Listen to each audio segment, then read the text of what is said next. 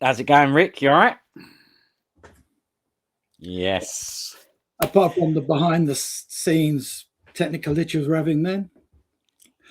That's all right because we're here and that's the main thing. So it makes no difference. No one knows about those technical issues, although you just gave them a little, what is it, a peek behind the fourth wall or something like that it's called, isn't it? That's what you just done. That sounds like a Shaw Brothers film. It does fit, doesn't it? Now, I see you've taken advantage of the new feature that says you can have your name and then a company name or something like that. You can say Rick Baker, director, or you could say Rick Baker, Eastern Heroes. Instead, you've chosen another name. Now, that is a little bit nasty, and it's capital letters as well. Of course, I'm shouting at you. I'm doing this because it'll save me having to show this in the conversation. People will read that. They're used to subtitles. They'll know my feelings, you know. But anyway, it's time for you to have a proper podcast. You've got me on. Here we go. Wait a minute. I only have proper. Well, you know what? You're right. This is the top of the top. This is the top qual. But I have seen that you've been gallivanting about. And, you know, I noticed you on another one the other day. And I thought to myself, the dirty little stop out. Yeah, well, you know, I use this as a training ground, and then the bigger companies come forward and they sort of headhunt me and they said, you're wasting your talent on Ultimate Fight Clan. Come over to here. We'll give you a decent one. Got really good reviews. I'm not really surprised. Good everything. You know, yeah. I feel like I've gone to a Premier League now. But I still play with the local teams. This I will never forget. Because you still here, right? And you could go, you haven't forgotten. That's the thing, you see. You could go, now I'm on to the big leagues now. And you haven't done that. You haven't forgotten about the little guys because you're here. The audience that you speak to is the audience that often attend the events and jump on the Facebook. So that podcast reached a different audience. Of course, yeah, get it. And so when you're branding, you know, the thing is, no matter how much social media is good, when you're doing an event, you still need to widen the net. You know, you can't just depend on the same, you know, without those people, we're nothing. But you also want to see a new audience coming in. I mean, I know that when Tariq and Rodney did the Nickel, there's a few faces there that are not at our show, you know? So, and Toby asked them and he said they didn't even realize. So not everybody's clued into Facebook, Instagram and TikTok or whatever. A lot of the older people probably are on social media. And so, you know, you've got to find a way of letting people know when you're doing an event. If I said I had Jackie Chan coming in, I could just put it on Facebook and it would just go. By midnight, tickets have gone. Yeah. But obviously that's never going to happen. So, but I think it's very important to give a stage to the people that we've loved growing up, and it's not easy.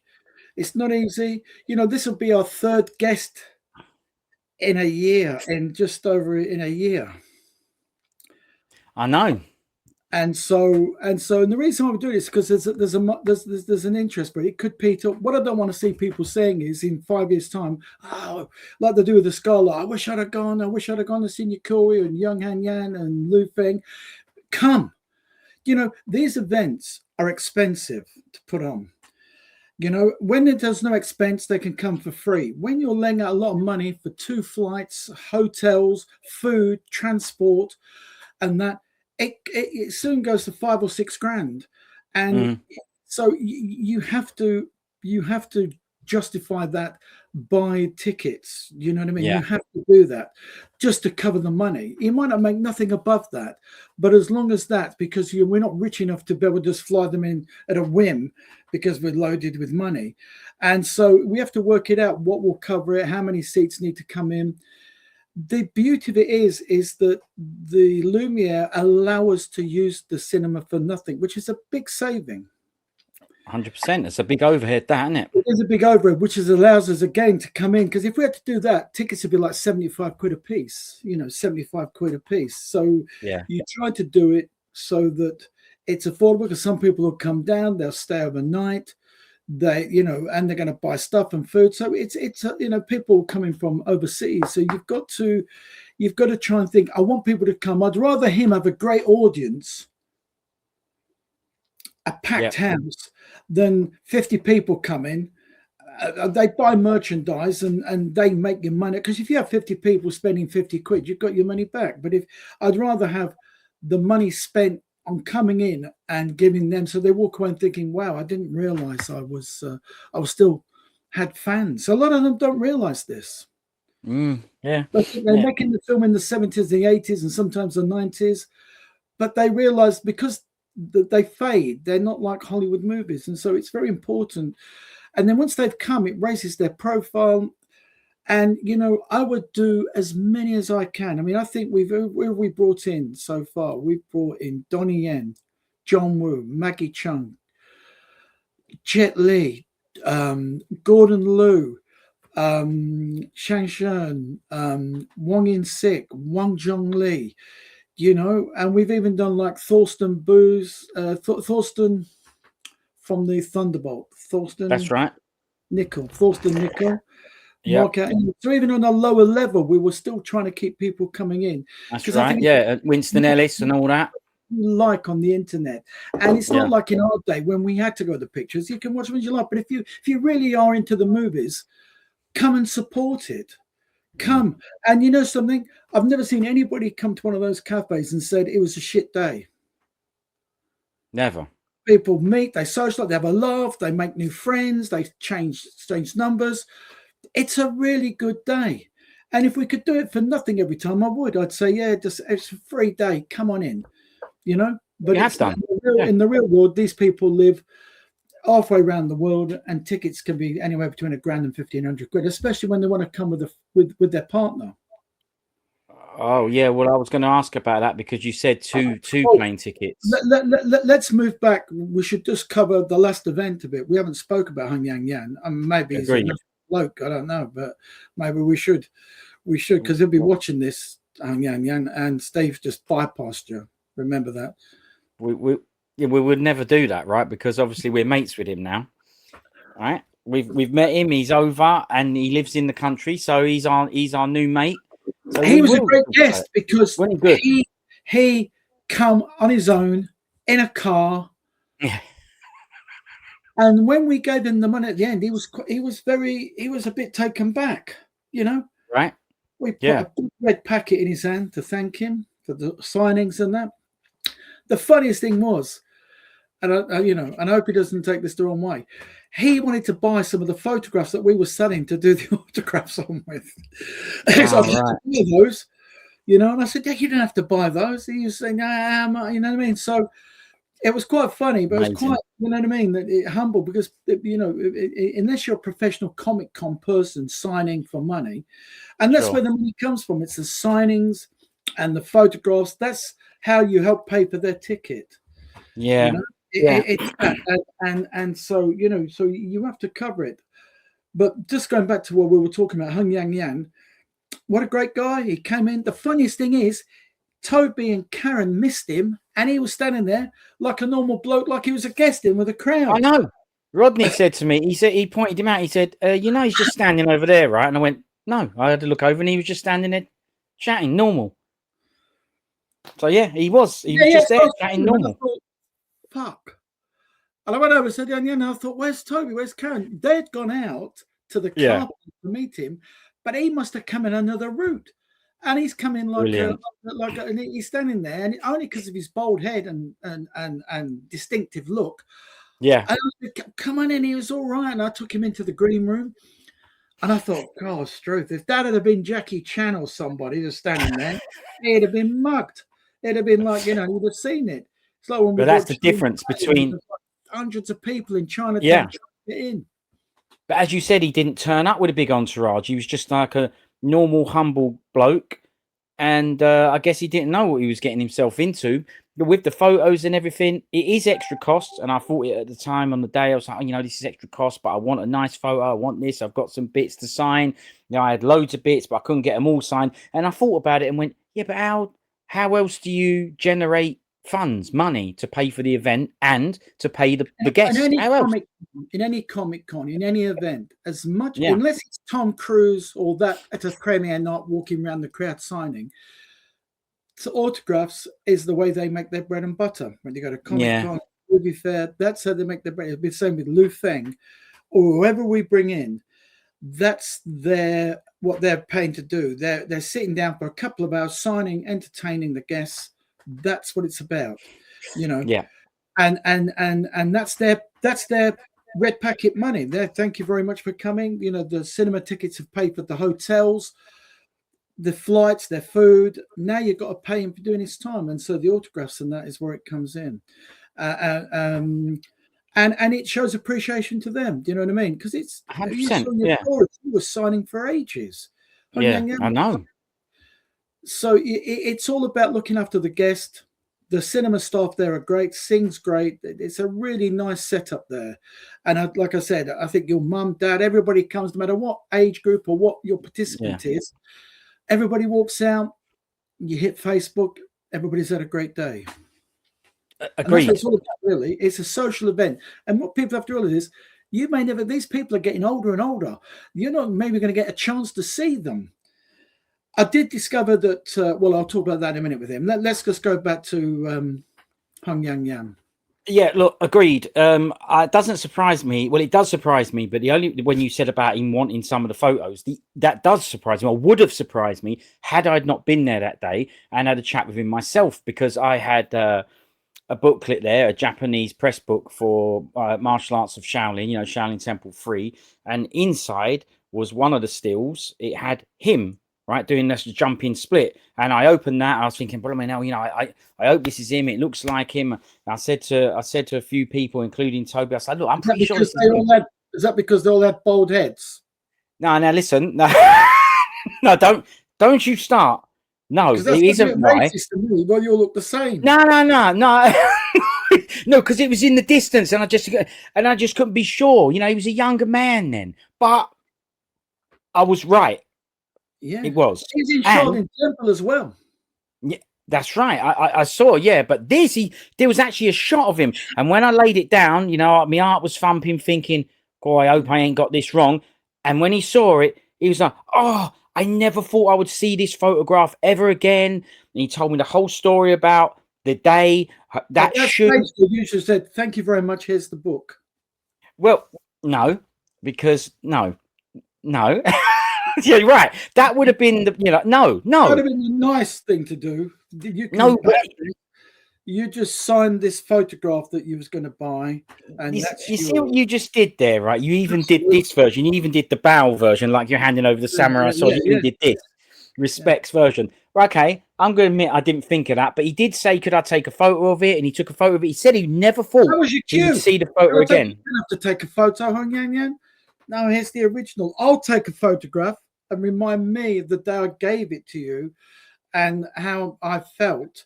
And, you know, thank you very much. There you go.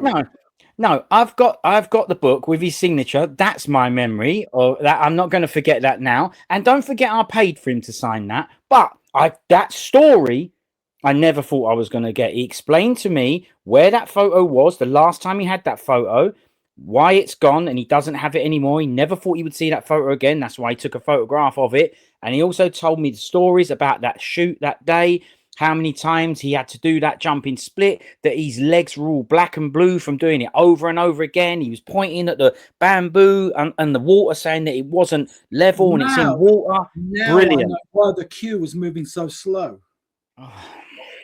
It's supposed to be a good story, and you keep finding negatives for it. It was a bit slow. I don't know what was hold up. We've just found the blockage. Yeah, ain't my fault. He was doing the chats. You know me, I'm not chats. I was just listening. Brilliant. But what an experience. Now, in all honesty, Rick, you're talking about people going and this, that, and the other, right? Hwang Yang, as we know, a lot of people probably don't know who he is. He's not like a leading man or anything, but we've certainly learned that day, how much stuff he's involved with, right? In the films, behind the scenes, we learned a lot, right? Because he did tell us all the stories. But look at that experience that I had there with that bloke.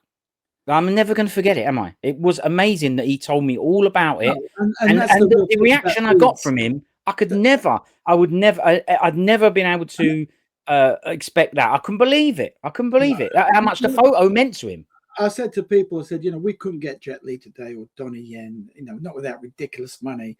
There was a Yeah, time and a place. And you was either there in that moment, I that's remember right. putting a picture there with me and Michelle Yeoh and Toby, you know what I mean? She's like royalty now, but you've got to catch them. We were lucky enough that we were promoting these stars when they weren't really that big here, only late night. Yeah, Donnie had done Drunken Tai Chi and that. There was very little out. Coming out was Surefire and that. But there was very little. Now there is a big awareness of who's who due to the internet. There's a big awareness, of so you course. can bring something like it because they have seen The Blade. They have seen Once Upon a Time in China 3. He's done many films, so you've got a bit more awareness, but how much awareness is it for somebody to say, I'll buy a ticket and go all the way to see him? Yang got a good turnout. Surprisingly, he got a good I think turnout. so. Sure. We weren't panicking too much because he was local. He lived in England, so it wasn't like we were flying him halfway around the world. With Yeah, anybody else that we do, you've got to get it. And all I care about genuinely is that people have got a ticket, they come and see it. They get a lot from it with the Q&A when they meet and greet with him, and they go home and think, yeah, I was glad. It's like going to a pop concert. These pop are ridiculous prices. So, it's a case of this is a one-off opportunity. It's not just like I'm going to see a double bill. You know what I mean? This is agreed. this is meet and greet. And Lu Feng is an icon in the Shaw Brother films. An icon. 100%. No, I won't keep going back to Lu Feng. I keep pushing Yang to one side. No. I know what you're saying. I'm just saying you're saying that that event has been and gone, and it's not to forget about it. Right? We do want to give it a little bit of time to breathe and chat about it, but we're saying that the next one there is more coming, because that could be it now. No more events, but that's not true. There is more events coming, and that Hwang one, it was brilliant. It got a chance to, I got a special personal moment with him that I would have got, and honestly, I was buzzing after it. It was absolutely brilliant. Did your brother get a picture with him? Yep. Yep. Well, yeah, all did. He had a picture with my mum. That was amazing for me to see, wasn't it? He had a picture with my mum, and he was totally different to my mum. He had a sense of occasion. So as a future wife, mate. That's why. Yeah, I know. I remember you saying that. You said it out loud and everything. Could have been Steve Yan. You're all right, wouldn't it? Yeah, quite a good name. I don't know if this next one whether they're going to be Steve Feng.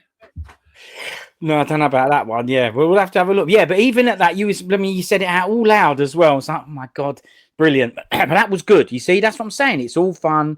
My mum and that obviously also picked up on that occasion and how nice he was and whatnot. But he was a brilliant bloke. He had loads of brilliant stories. That's the thing. You learn loads. Reminded me of Hwang in Sick. He swore a lot. He did a bit, not quite as much as him. And if you remember, Hwang in Sick weren't just verbal; he was also a little bit physical. Do you remember he was hitting a bloke on the head a number of times in the teaching him how to do stuff. Gave him a backhander for that. I don't like that bloke. £100 when you're doing it. Pretend it's Jackie and you're in Young Master. Oh, he just kept hitting him on the head. Yeah, there you go. Another special moment. Well, the bloke who was getting it on the head, he's never gonna forget that, is he? Or maybe he will forget. I was going to say he probably has forgot it. Yeah. In fact, he was getting cracks on the head. There was many moments. There was like a triumph when Neil Hager come down and ask if you give Chow a kiss. And his wife said, yeah, sure. You know what I mean? There was some very, very, very, very, there's been some many funny moments that I look back on in those events. And it's, the good thing is from 1988 to almost, was it 98, almost 40 years later, we're still here, me and Toby, putting these events on. Yeah, fantastic. Love it. And thank you for doing so. Someone's got to do it. You do a great job. And you can tell that you're experienced in it because you do a brilliant job with it. It's the truth. It's because it's not it's not stiff and polished. It has that friendly energy, that vibe, like you say, a community event, like a family event. You know, it's not all tight and polished. You see those ones with, oh, you can meet Arnold Schwarzenegger and Stallone, and they're on a stage in a suit about 5,000 miles away from you. That ain't the same. I understand, but it's not the same. No, This it's is the same different. when we went up to see the Ralph Macchio, and you know, it was 200 quid for a photograph with the two of them. I didn't have one, Karen did. And you go there and it's almost like a conveyor belt. You're there, they smile, and they're moving you on. It's all about getting bit. There's nothing personal. Nothing. Nothing personal. Whereas there, I demand that when they're coming in, that they people get a few minutes with them, you know, to chat, to go down there. I do say to people, if you've got a lot of things to sign, go towards the back, so that some people just don't want to say anything. They just want to be photographed and go on. It's just keeping it Makes moving. sense. Yeah, You know no, what I mean? that makes sense. If I see somebody with like 10 bits, I don't mind, because he's going to pay to have those bits signed. It's all going to Yeah. go towards his fee.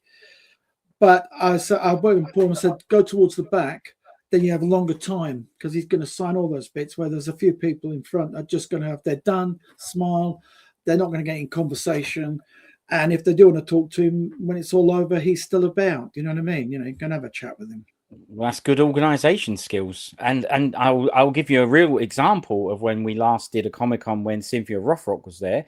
The whole personal thing, it was crap, because we were funneled in, and yeah, we were told, hey, you got to do this, you got to do that. And then when my brother, I said to my brother, right, go and have the picture done, and I'll take pictures of you having your picture done. And I got told, you can't do that. Put your phone away, put your camera away, you can't do that. Me, I think it would have been all right. Hey? If I'd have been there, they wouldn't have said that to you. I'd have said, this is Steve. I said to Cynthia, he wants to take a photograph. Been all No, right. I But yeah, appreciate that. I can understand it. Mind you, we brought Cynthia in. We didn't give anybody grief. We did dinner with her, didn't we? We did a seminar with her. I mean, I yeah. don't believe it's what you say. I don't believe in this polished, strict agenda.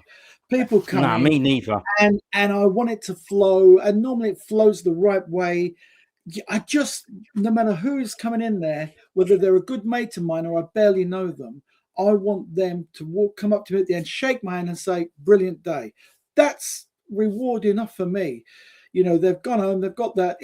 And same with Toby, you know, we're not money men in that way. You've got to make something out of it. It's a lot of effort. But the priority always is it's like you know, when we'll talk about the event coming up. But as much as you need to make money, what we're thinking is we've got to make sure we've covered this event. So sell, sign, it's all covered. Then you breathe a bit, you know. Yeah. You know, we don't send Toby to the cash point saying we're 500 quid short around a cash point now, or write him a check. Right. You know, yeah. You got to be you need, more importantly, those people need to go back and they think, you know what, that was good. It was all smoothly. They looked after me. We got paid. They took me to the.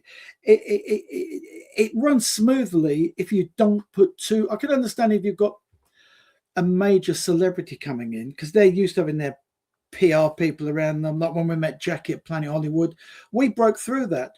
When we filmed him, the assistant was saying, no. I said, Jackie saw it. He saw the red light bleeping, and he went, it's okay. You know what I mean? And like I said, that used to talk about moments. The best moment for me was we was at the Rumble in the Bronx screening, and afterwards, Jackie's finished, and there's a few people waiting to jump on him. You know what I mean? And so we let that happen. Then as he comes through, I goes, hi, Jackie. It's great to meet you the first time. Rick Baker goes, Quentin Tarantino says great things about you. It's really good to meet you. I mean, you can't fucking buy that, can you? Bloody hell. That's amazing, isn't it?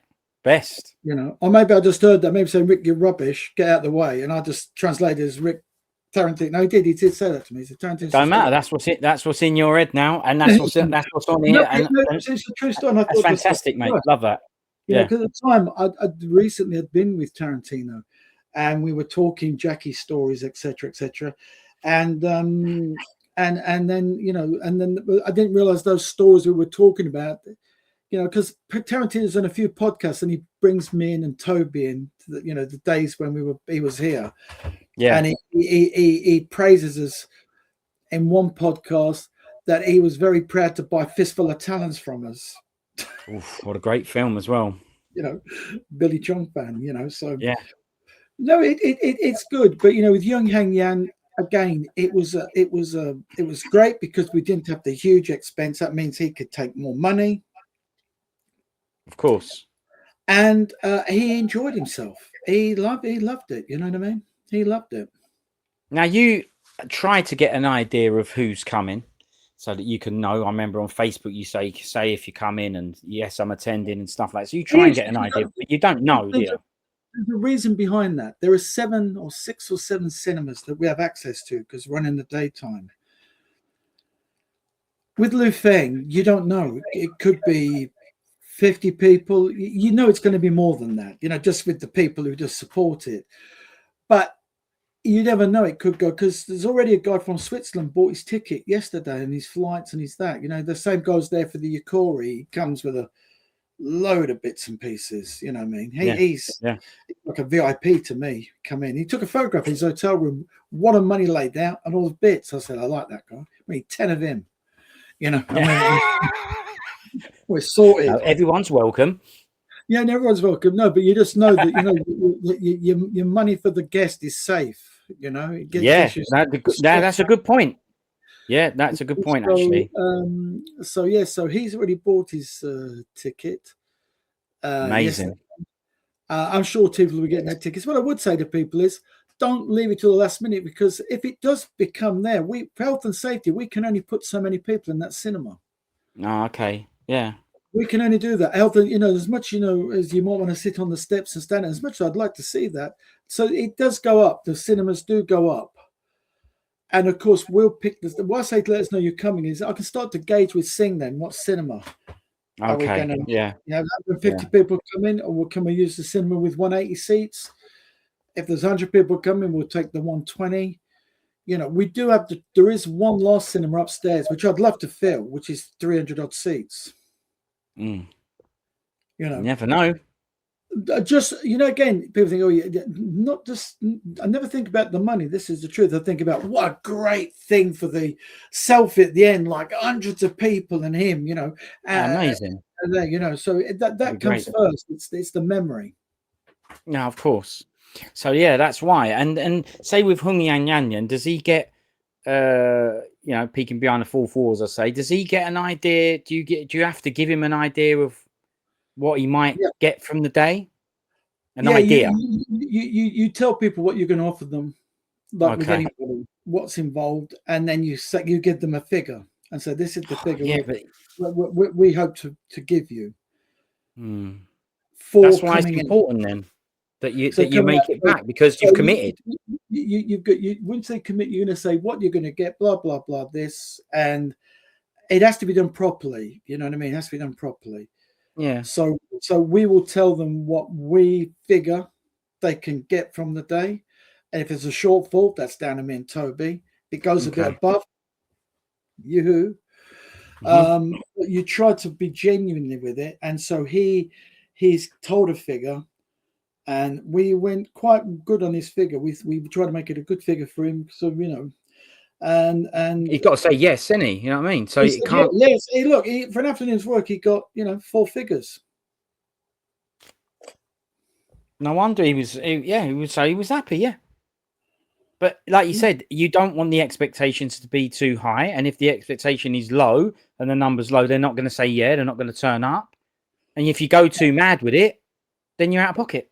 That's a balancing act. You've got to find out what makes them happy, and that's it. That's it. And you've got to think, we're not going to be stupid enough to bankrupt ourselves. What do we feel we can do with the experience of doing all these events, knowing who's coming? And so you make a figure, and on the day we had to wait until we'd finished to give him his money to make sure that we had enough. Yeah. So it's actually on the actual day you do it, you deal with it all. Well, normally we may have the money ready from another source so that it happens, and then but most people get paid at the end once they've done their thing. And so Okay. and with him, we took a gamble and said, don't get the money with you. Let's just use the, hopefully we can just, there'll be sufficient taken and you won't have to go to the bank or, you know, do a bank transfer or whatever. And so Right. that's the way we did it. We sat there, and luckily enough, we just took enough money. And when we gave it to him, he was like overwhelmed because it looked like a big bunch of money. We put fivers and tenors in, so it looks thick. You know? That's your experience talking there. Eh? Yeah, exactly. Good experience. Yeah, that's right. Yeah, Great. It says a bundle, like you've just gone up to a drug dealer. There you go, mate. Give us a key. Boom, bosh. That's it. Have that. So because it does look more. You know, when I was a kid, you know, when it was pennies, there was like 244 pennies to £1.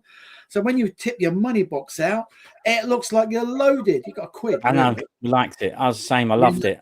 You know, so by giving people a bunch, yeah, there you go, mate. Like in the movies, you know what I mean? That's right. Cheers.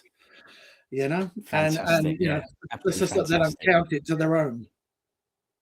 There you go. Yeah, exactly. So it all went well. Hwang Yang. It looked from the outsider, you know, it looked great. Everything looked good.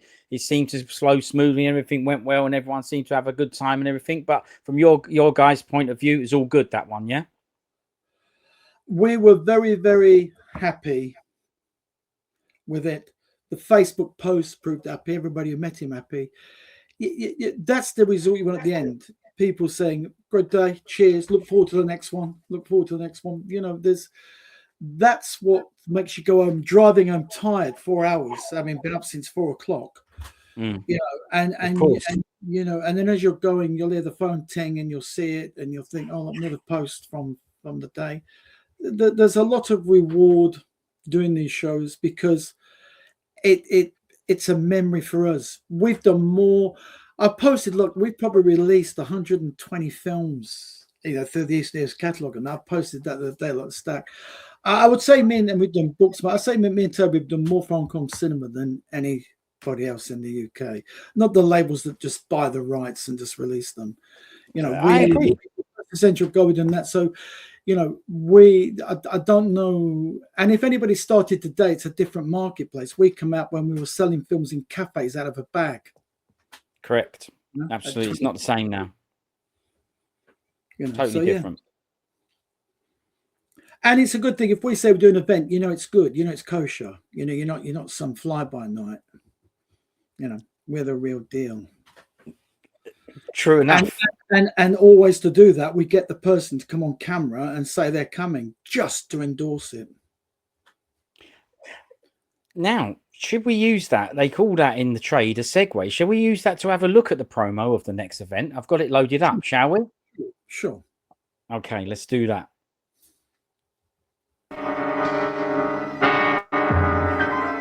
The first pupil, he practiced the centipede style. Hi, I'm Feng, the centipede.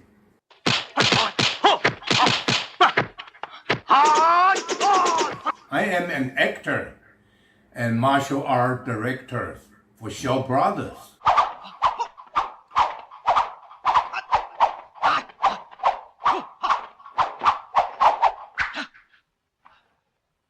I'm looking forward to meeting my fans in London next month.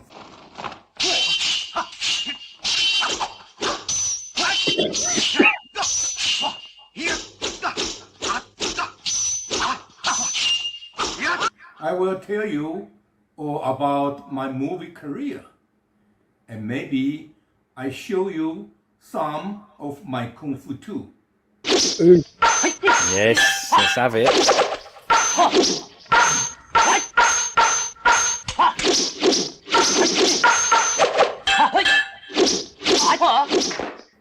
See you in September 27th. And it means 26, but the Alzheimer's kicked in. Well, actually, I'm just joking. He means 27th of September, not 2027. Yes, I know. Young with the Venoms. he's not quite 70 yet, so he's still quite active. Oh, yeah. So he's like, fit, strong, and healthy. Basically, is what you're saying. Yeah. He looks amazing. It's amazing to see him. Yeah, no, I mean, I think I think maybe he's, what these people do, they smoke, they, you know what I mean? They don't necessarily moisturize their skin to keep it beautiful. Well, you do you? But he's very active. We're going to get some weapons, and we'll get a few people to come down and have photographs with him. Do you know what I mean? When he's doing that, he can be crippled Avenger. Maybe you want to make up, people out there want to make up some marigolds and make them look metal and make them look like they're one of the crippled Avengers. You know what I mean? Yeah. But look, we're talking about Lu Feng now. I mean, obviously, we might, rather than drag it on, let's just go into it.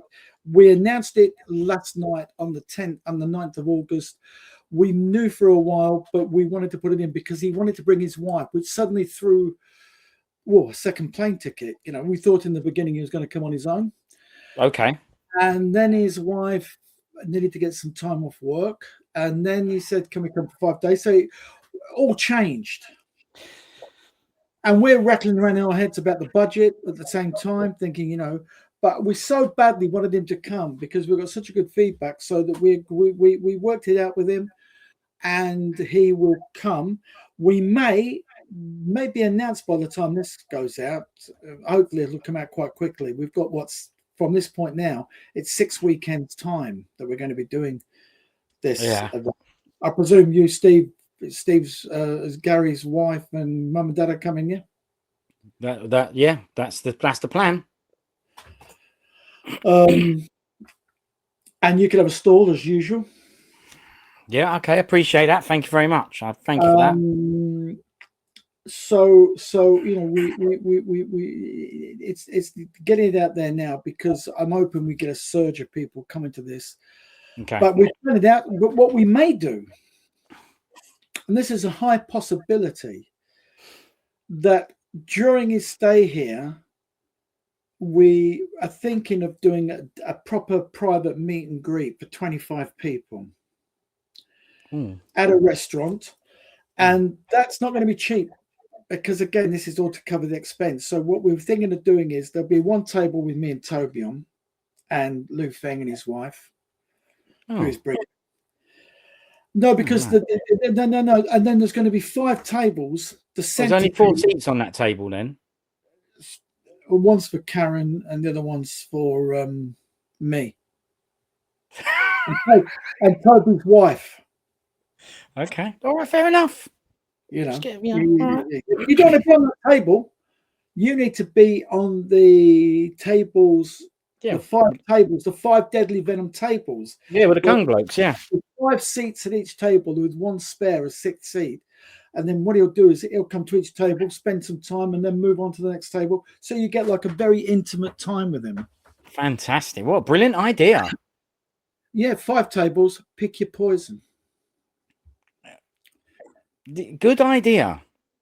So that's what we hope to do on the Saturday night. We were talking the Sunday, but I think after a long day, everybody's done that. He's signed. Does he want to go straight out and do a meet and greet? Probably not. So it is in the talks that we may just do this meal for a select group of people. It is going to be about £50 a head, because I think the meals on a Saturday night, restaurant, it's their biggest. We tried it before. They're looking for like £30-35 a head, and we've got to give him something. Of course, yeah, it makes sense. Yeah, probably we'll get out of it is a free meal, to cover our table. So it'll be 50 quid, but it's a night with him, without all the crowd. It's a night with him. He'll probably do some stuff. It'll be a great night. You know what I mean? It'll be like a select group of people, and I think we should be doing 50 quid. That covers the food, the starter, that, maybe one drink, and he makes a few quid off the top again. It's a fantastic idea. It's novel as in, the 5 tables, if that is what it is, and picking your poison. I like that. Let's hope the food ain't poisoned. But yeah, It's a brilliant idea. It's novel. It goes with the film and the bloke. The extra seat, another brilliant idea. Love this. I think it's fantastic. He's going to be here anyway, I presume, obviously, because he's flying in and he's going to spend some time probably before and after the event. He will come on a Thursday. Okay. Thursday, adjust. Friday, free day. Yeah. Saturday, free. Toby will probably wander around. I might come down, you know. Yeah. Saturday, free. And then in the evening, 7 o'clock, dinner till 9:30, 10. And then he goes home. And then he comes back the next day at 1 o'clock. I mean, sounds good. It will be. It will be good. And it'll be the same thing again. We've got 2-tier tickets. So 30 quid come in and 46 quid. It's a pound, gone up a pound. But that gets you the meet, greet, the signing. And also on the day, we're doing two things. We're doing the raffle. And one of the ideas I've got is one of the raffle tickets, I'm going to create an award. They're giving him awards. Thank him for coming, like a thing. And one of the raffle winners will be the one who can come up and give it him and have their photograph taken, giving him the award. I think that'd be a nice raffle prize. That's nice. Yeah, because again, it's a moment that can't be recreated ever. Somebody raffle ticket will better come up and give him, thank you for coming, la la la la. And then after that, we're going live with an auction with rare bits. On top of raffle. Yeah. Raffle. Okay. Like we did for your Corey. Yes, actually, you're right. Yeah, it was putting. Yeah, okay. Raffle was just winning the stuff with a ticket and picking that number, and then auction is the. Actually, the auction is. Hey, that's the one. 25. That's right. Sorry. Yes, of course, the auction. Yeah. Well, it's good though. It's fun. Well, it's good. It's good fun. It is. Yeah. Yeah. People love it. Okay. So Lu Feng. I mean, if anyone don't know who this bloke is, I mean, I'm sure they do. If you're Kung blokes, everyone's going to know this guy is. This isn't a behind the scenes bloke. This is a proper, real guy. And I love the fact that award. I think it was maybe for Crippled Avengers for the, like best supporting actor for his weaponry work, according to Toby. I think it might be the one where he uses the big golden blade. Because I'm sure he made a couple. Well, you know we got told off last time because we know that you're prompt and efficient. Of course. I hate Steve. One of the reasons. That's it. Well, we're still here though, you see, so I come good in the end. No, but I would like to do what you and Gary do, the intro bit again, because that really goes down well, doesn't it? It does. It needs that thing, not on the day. You know that, don't you? He'd come and had a proper moan. He did to me as well. Yeah. So, and he explained. There's nothing to do with me, mate. There's the technician. That's the guy over there. Well, thank you for that. I want having his book signed that he should give to Hwang Yang. That's him. Look at him. Me. No. Well, I can still listen. I can meet up with him later and give him the book. Don't worry. It's the secret kung fu book. No, I'm just pulling your leg, really. You know me. I'm glad it's a great moment. It's a great moment. But I'm just saying that thing has to be with him so he can set it all up for the day. So it has to be emailed to him, transferred to him a day or so before. Yeah, he told me why. Explain why as well. Yeah. They have to do a bit of jiggery pokery with it, and he managed it, but the other fellow who's normally there, he weren't there, so he had to do it. He wasn't horrible to me, but he said, "Yeah, I just need it beforehand." So, but I know why, and it's going to get done. He said to me, "I'm going to see." I said, "Go and see Steve. Be horrible to him." Yeah, he did come over as well. But look, we're all good. I've got it. I've got the brief. We're definitely doing it. Quite pressurizing, so this has got to be done for that event because I think that's a nice couple of minutes intro, and it just sets the theme, Yeah. Well, we're already thinking about what to do. Rodney has done the clips montage, so we have that. My brother's already done the music piece to go with it, and then I'll probably meet up with him and we'll do it together. Spend a bit of time on it and make sure we get it done. I mean, it really does work. It's a nice thing, and I always compliment it, saying, you know, that little intro that you and Gary do, it really is. It puts the audience. He's at the door. It's the moment. And put your hands together. You know what I mean? Then boom. Yeah. You know, No, because he's going to America in November. I want him to go there and think England was better. The fans were better. well, I'm sure he will. You know what? I do think that that's possible. The type of fans we are. Rodney thinks that we've got the best Shaw Brother fans. And he's probably right.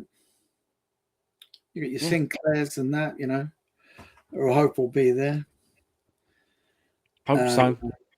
Hope so. But yeah, okay. Well, I appreciate you giving us the opportunity to do the video as well, Rick. No, Thank you because for it's that. a really nice touch. It's a really nice touch for the day, and it's all about the build up. People are coming on the train. They're coming. They're getting in there.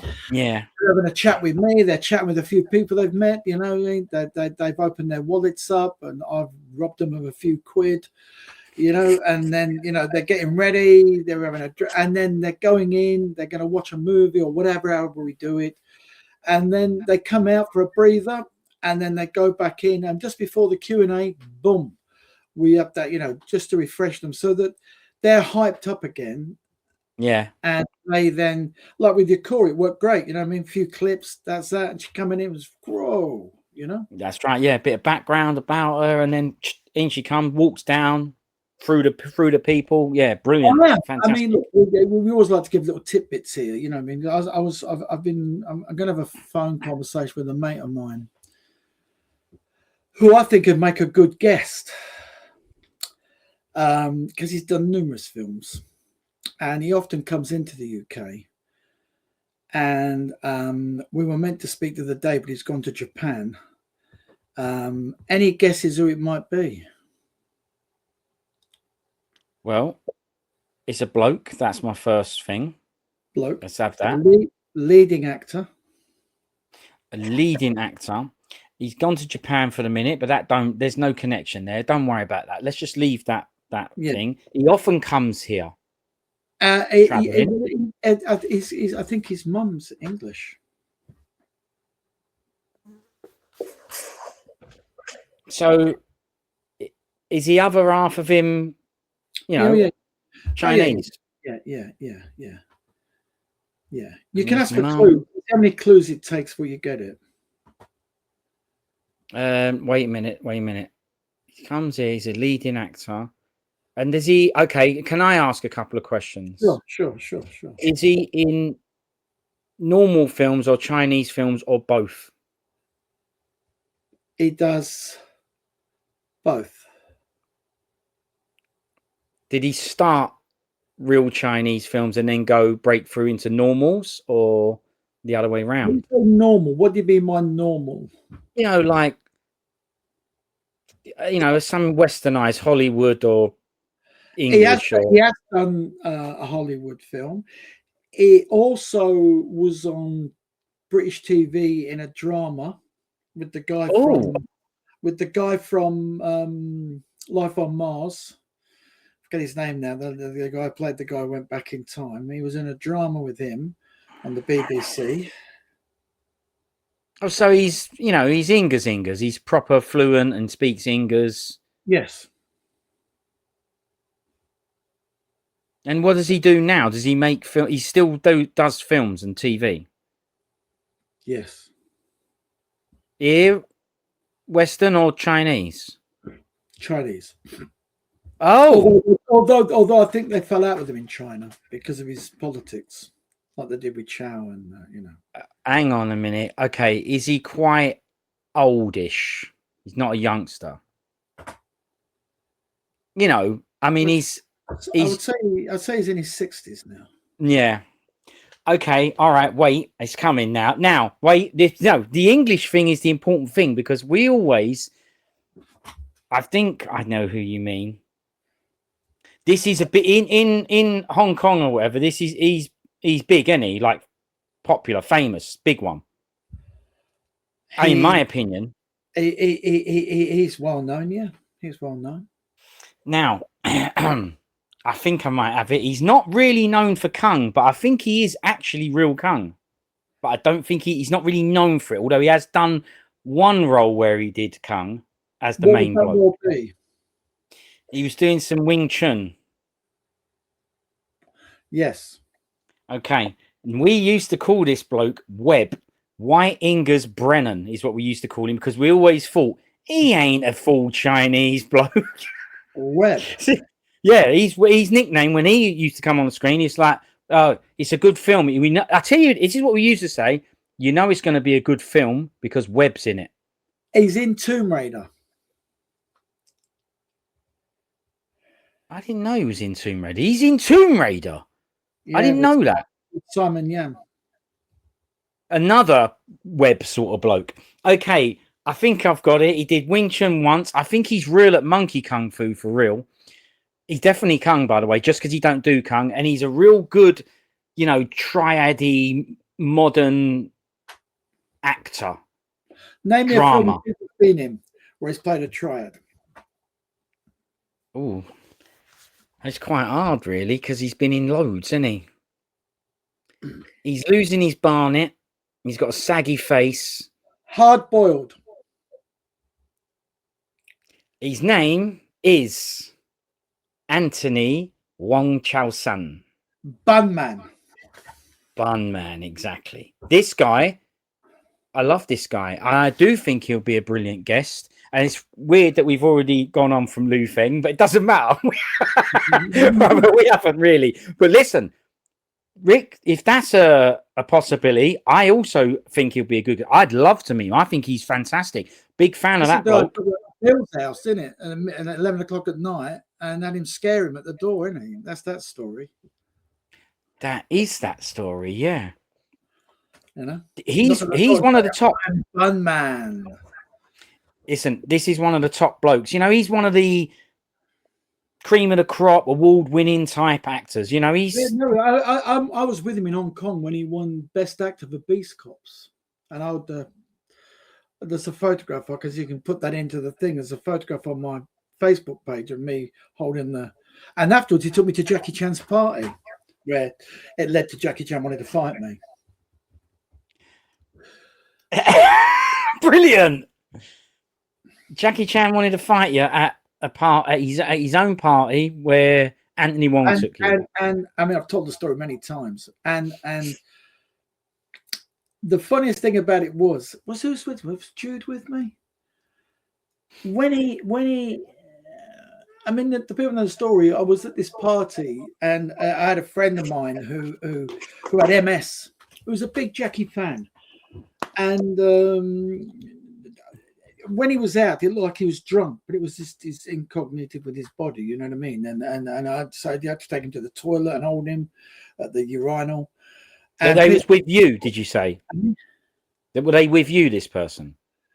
Yeah, he went out. Yeah, he used to come out with us. You know what I mean? He was a friend of my friend, and I got to know him. Lovely fella, but he had quite bad MS, and it looked like when he walked, he was drunk. And you had to sort of explain to people bound wherever he was, that he's not very well. And he said to me, "I love Jackie Chan. Will you get me his autograph?" I said, "Yeah, I don't. Unlikely I'm going to bump into him. If I ever see him, I will get you his autograph." And after that night, when Anthony told us we were going to a party, he wouldn't tell me where. And we took a cab to the New Territories, and we got there, and the guy on the door was Jackie. He was greeting his own guest. It was his party. And so we got in, and he's looked at me. Thought he might say, "Hi, Rick," but he just shook my hand. Right, obviously, no, didn't get the same compliment. "Oh, it's Tarantino's, mate." None of that. So I was just like a guilo that was gate crashing. And when I got in there, there was all the Chinese actors, and who was there that passed away? Leonard Ho. Remember the one you see him come up and unlock the golden eyes? Yeah, he comes up on Armour of God and all that. Yeah, Leonard J.C. Ho or whatever. Leonard C. Ho production. Yeah, he was on all the Chans. Yeah, proper nice guy. As long as you didn't cross him. I said, no. So there's a lot of gangsters. He was there though, was he? Yeah, there was people there, and I was talking to the guy. He's a Shaw Brothers guy. His son's Nick. Who's the guy you see in a lot of films? Nick. Nick Ray. One of the sons is an actor. He does quite a lot. I forget his name now. Anyway, his dad was a Shaw Brothers actor. I forget his name too. And there was the young girls there and that. Anyway. Oh, was there? Oh, yeah. And Jackie, well, we sat quietly, and Jackie's got his own brand of cigars with his Jackie. I wanted to nick one. They got like the seal around him. Amazing. Drinking. Don't drink very well, Jackie. Despite the drunken films, they obviously really portray what he's like after a drink. Drinking a few drinks. And I saw my moment, and I thought, and I went over and said, "Oh, Jackie," and he looked around, he's like, "Oh, yeah." I said, "Jackie, do us a favor. All I had was a program. Can you sign this for my mate?" And he just pushed it. What are you doing here? That type of thing. I said, "Oh, I'm with Anthony. This is a private party." I said, "Yeah, I'll come with Anthony." And he goes, "Yeah, there's no fans. I'm not here to sign autographs, blah, blah, blah." And he turned funny. And I said, "Jackie, it's for a friend of mine. He's ill. He do something nice." Without further ado, he's pulled into drunken. And I've looked over, and I've said, "Fucking hell." His fists were huge. It's got like this. And I thought, what's going to happen here? It just flashing by. Is this going to be a fight? I'm not exaggerating. Am I going to sue him? Or I'm going to tell everybody down the line I had a fight with Jackie and he won. You know what I mean? But with all that flash, what seemed like a minute was probably a few seconds. Yeah. It's been clocked by Ken Lowe, John Sham, and Eric Sang, and they've come running over and come in between us. And Ken Lowe said to me, sorry, he's drunk. And they've taken Jackie. And as Jackie's been taken away, he spun round again. Spun round at me. And I said, "Christ, Jackie, what are you up to?" I was quite smiling. It probably aggravated him because it was like surreal. Yeah, it made it even worse, yeah. Yeah, and I'm smiling, thinking, is this the best moment of my life, or is Jackie going to hate me forever? I was going to say, is it the best or worst? Yeah. Yeah, and I sat down and I said, "What was all that about?" What was all that about? And was you allowed to stay? Yeah. And then they come over. I think it was John Sham and Eric come over. "Sorry about that." I said, "What's up with Jackie?" They said, the woman that he was having an affair with, who he denied, has had a pregnancy test, and it's his daughter. And he says, "Dad," and she's gone on a chat show last night and announced it. And this daughter now is the one you see on YouTube who said she never met Jackie. She's married another woman. I know the one, yeah. So that's the daughter. And he's upset because this woman's gone out and, because Jackie's still married to his Taiwanese wife. Right. Yeah. So, and then I'm so sorry, he's like that. I said, "I never knew." She goes, "Yeah, last night he was exposed and he denied it. And she's gone with a paternity test." He's the dad. And he's never seen her, this kid. He's never seen this kid, according to her on YouTube. Never seen her. So the night goes on a bit, and then slowly I see Jackie coming back over. I thought, "Oh, here we go." And he come over and he apologized. So, "I'm sorry. Give me the magazine," and he signed it. And I didn't really make too much. I said, "Oh, thanks, Jackie." I said, I didn't know what to say. No. Because I'm probably a bit starstruck. Well, look, I'm glad you admitted it. Yeah, of course. Jackie Chan, who in my mind hates me and could have had me thrown out the party. I was, you can see it all now, but back then it was like a dream. You know what I mean? You couldn't focus. You couldn't focus, and it's a true story. And I'm not embellishing it. It's exactly how it went down. You never forget the moment. You know what I mean? And the same thing happened with me and Donnie. Donnie wanted to fight me. You know what I mean? I thought, fucking me, they just must hate me. The Hong Kong Superstar League. You know what I mean? Donnie wanted to fight me. That one, you know what I mean? And I thought, Christ Almighty.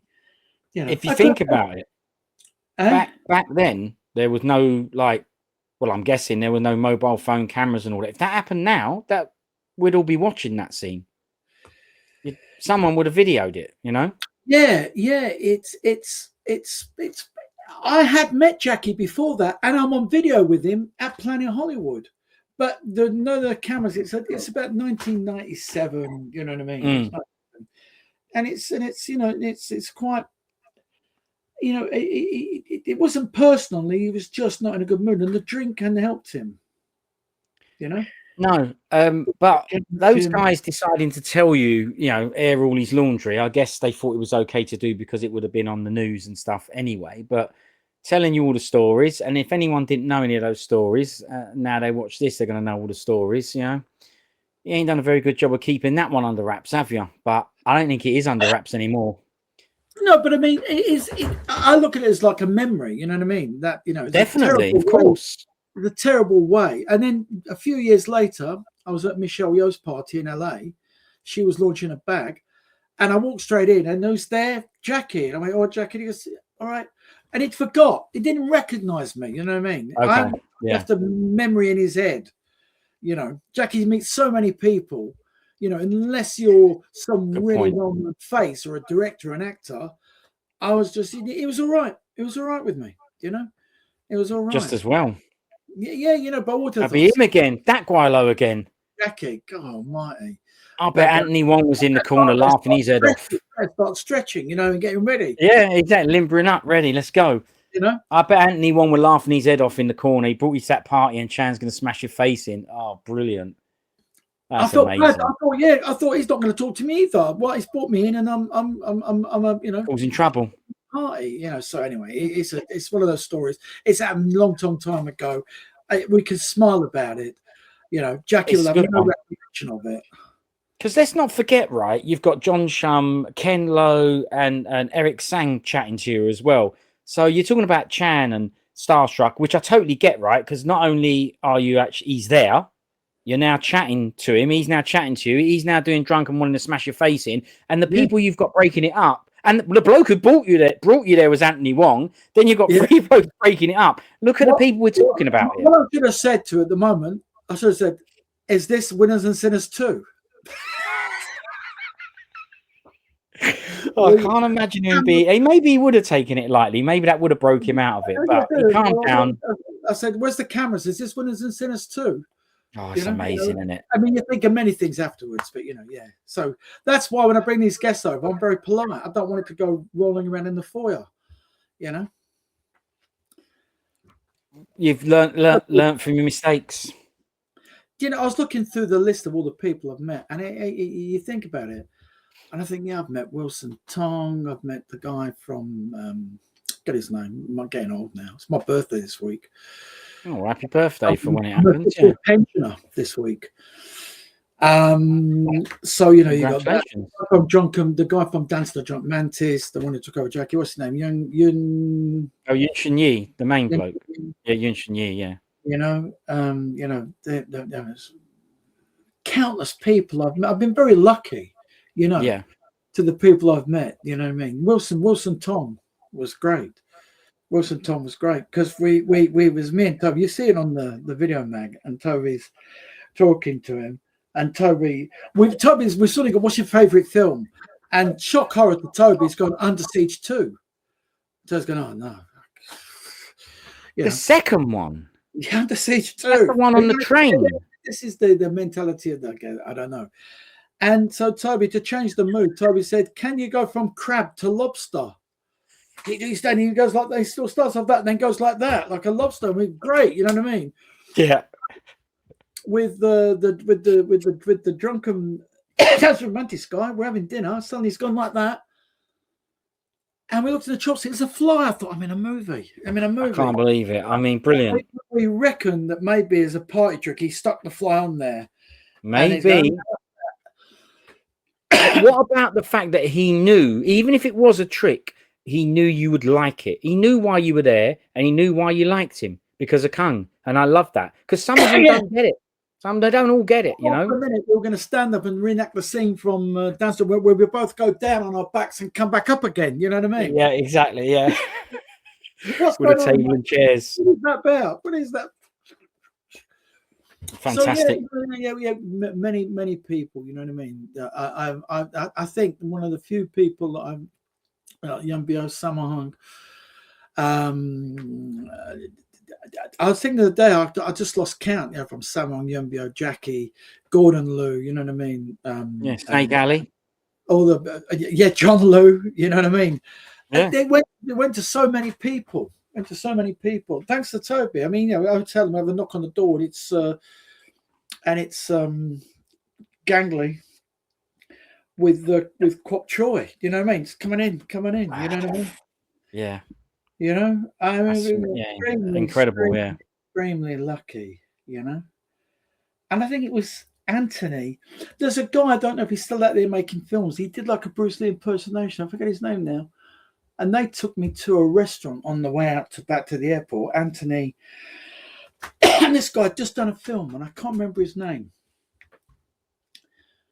And he was like a Bruce Lee lookalike, but he was a proper actor. And they sat me at the table, and I said, "You order. You eat anything? Yeah. They fucking striped me up. They were bringing stuff in.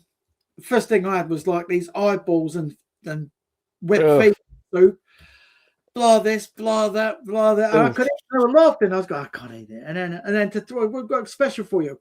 One of these 1,000-year-old eggs. Boom. Oh, them rotten eggs. They're them rotten eggs. I got on that plane. I was starving because I couldn't eat anything. Of course. It was like Red as the Lost Ark, you know, where they're bringing all the things in. The banquet, yeah. They're loving it. Oh, you don't want it? I'll have that. Oh, they definitely done that on purpose as well. You know, and Chow Sin Chi, that was a great meat. You know what I mean? Chow Sin Chi, you know. Yeah, he's rare, him. Yeah, blooming hell. So many people. I see he's back in this limelight at the moment for Shaolin Soccer too, isn't he? I noticed, yeah. I can't say that good as the first one. He should have done Kung Fu Hustle too. I always preferred Shaolin Soccer to Kung Fu Hustle. Yeah, but personally. I don't think the second one looks quite. It's a female soccer team this time, and it doesn't look quite the same budget. Okay, well, that's that then, isn't it? Yeah. That's that. Soccer, but it doesn't, you know what I mean? And it doesn't. And I saw him, the guy that was in goal, who looked like a Bruce Lee lookalike. I forget his name. You know, they're all there at this party. But no, I mean, you have to look at it. You know, and we've met. No, nobody brought loads of people, and you know what I mean. But going on con with Toby, you know, I met a lot of people. You know, I had dinner with the Pops. Flipping neck. Well, yeah. What a brilliant moment to have as well. You know, the master. The cameras then. I mean, Toby prior to that had gone out and had dinner with Contact King. Wow. You know, Toby's never in a different league when it comes to people. But I've been through thanks to him and that, you know, I've met a lot. And we're still going to try and push for next, you know, for fancy. We still want Moon Lee to come in for Christmas. We're still hoping to get Chi Kwon Chun, you know, the Shaw's guy, coming in. He said he would. Yeah, he's keen. Maybe Alexander Low Ray. Yeah, these are fantastic ones. You know, and so there is names there. Moon Lee, I think, would be the one. Yeah, look, obviously, yeah. I mean, I think that'll be massively popular. But you just said Chen Kun Chun and Low Ray for me. Blumming hell. I've met Moon Lee, been out, spent some time with her. She's great. So will she be up for coming over? She can call you Cora and say what a great time she's had. I think she'd do well. My dream is we do a Christmas show with her, and we ask her to put like one of those Santa outfits on with the hat, and we put a bag with some little gifts. And as they sign, she gives them a gift, you know, and she's like Mrs. Santa Claus, but dressed as a sexy Santa. Sounds a bit bad, but I think it'd be a great stunt. I think people will like that, mate. You might be in the 300-seat cinema for that one. Yeah, and then we get Ching Li Yang, naked killer look. Oh, yeah, okay, yeah. I still want to know who the non-real Bruce bloke was at the Rotten Egg banquet. I still want to know who the Shaw Brothers actor was with the kid, Nick, who's in films. Give me some actors that are in, like, I think he's in, you know, the one where Jackie Chan's son's in. What's that called? You know, where there's the action film he did. Oh, so Nick Say. Yeah, his dad. Yeah, I know. It's Invisible Target, I think it's called, isn't it? That's a good film, that one with Jackie's son. Yeah, his dad. Nick Say is the bloke who's in that with him. Okay, Yeah. it's his dad, is it? The Shaw's brother actor. All right, I'll have to check that out. Okay, so Nick Say, and what about the non-real Bruce bloke at the Rotten Egg Banquet? I can't remember the film we did back then.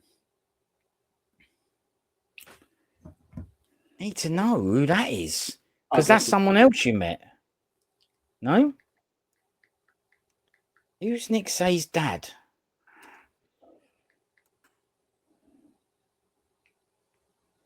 Oh, Patrick Say. Yeah, he recently passed away, didn't he? I think. Yeah, that's the one. Yeah. Yeah. He recently passed away. I think Patrick Say. I believe. I think. Yeah. I think you're right. Yeah. He was with him. I was with him. Yeah, he's in. That Body Weapon the other day, they showed a cover, and I was on the set of that with Vincent. Yeah. You've got non-stop stories. King of Comedy with Chao Sin-chi. Yeah, I love Chao Sin-chi. I hated it when he stopped making films and just disappeared. It was well annoying. He was brilliant.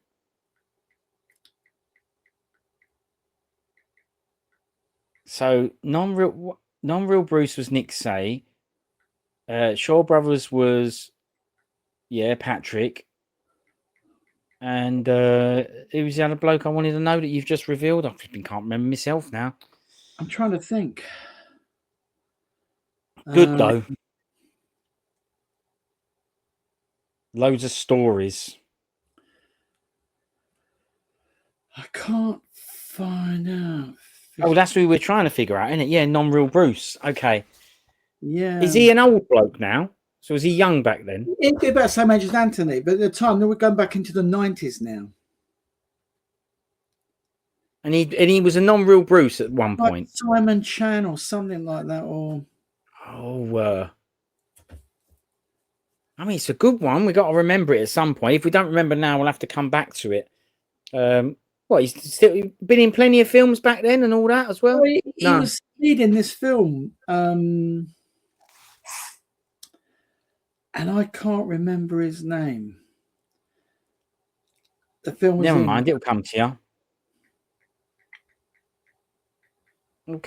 We'll have a think about it. I ain't got no more clues apart from a non-real Bruce and 90s and hanging around with Anthony Wong. He was playing like a Bruce Lee character in this film because he had that sort of face. Stephen Chan, Michael. Hang on a second. Let me just try this guy. Not Michael Wong.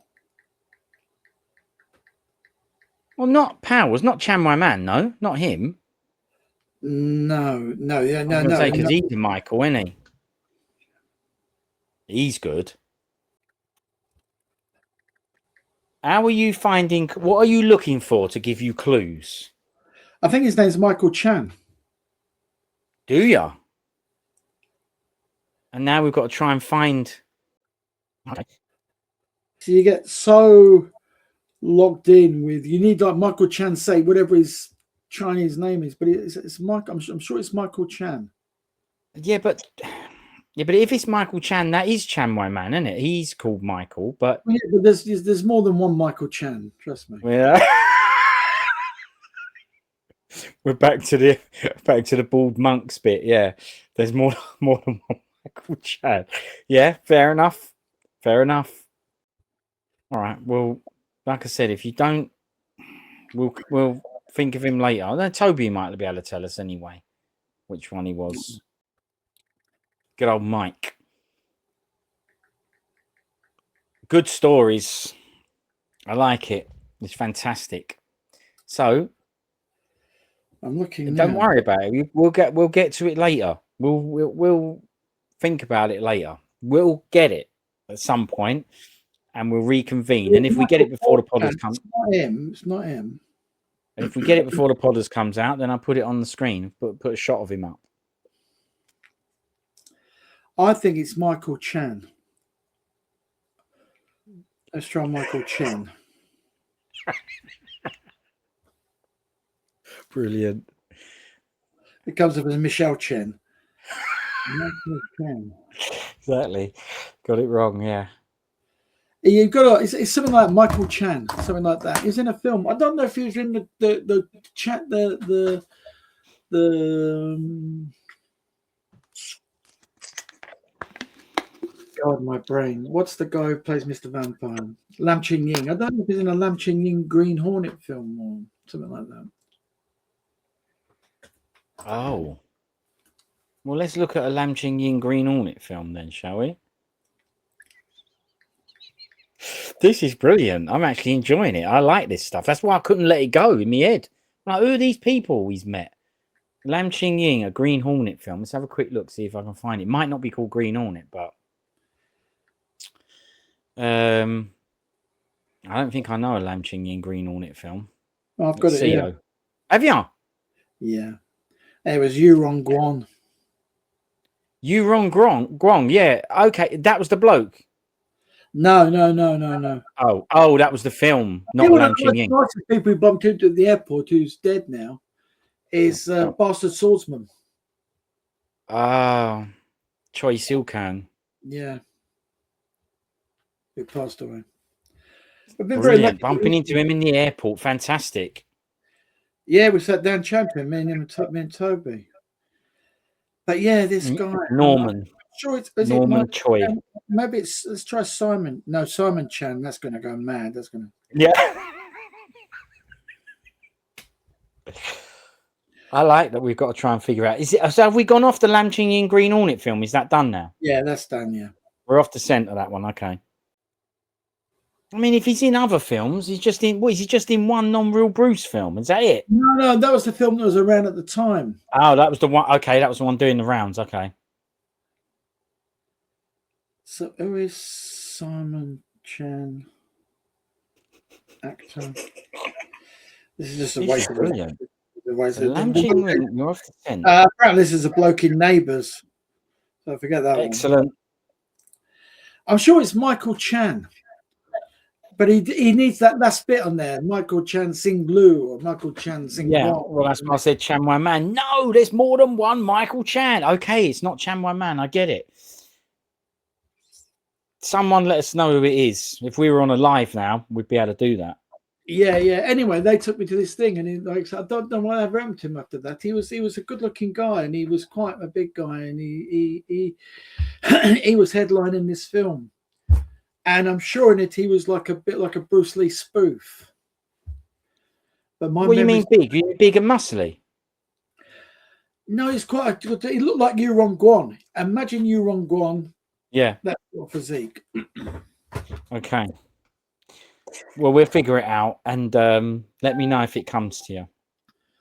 So, in conclusion, it's all about the 27th of September. I don't know when it will come out. It's probably 2027, knowing Steve.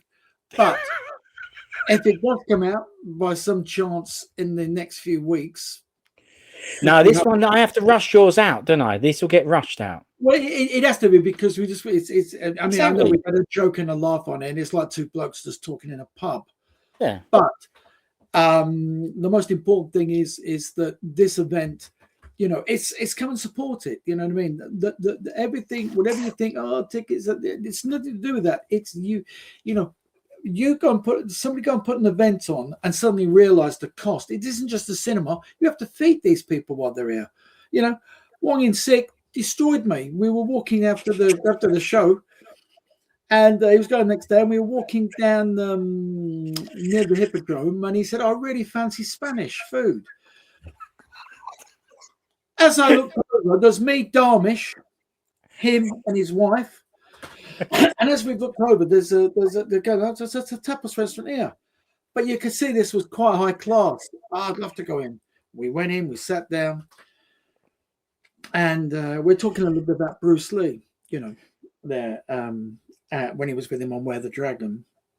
And he was saying that he was a bit upset because in Where the Dragon, he gets defeated quite quickly. You know, I mean, he said, you know, I thought there'd been a lot more, but you know, with Bruce, it's very in and out. He said that's why I loved Young Master, because Jackie let me really explode on the screen, whereas in that film, it's pretty much very short. Yeah.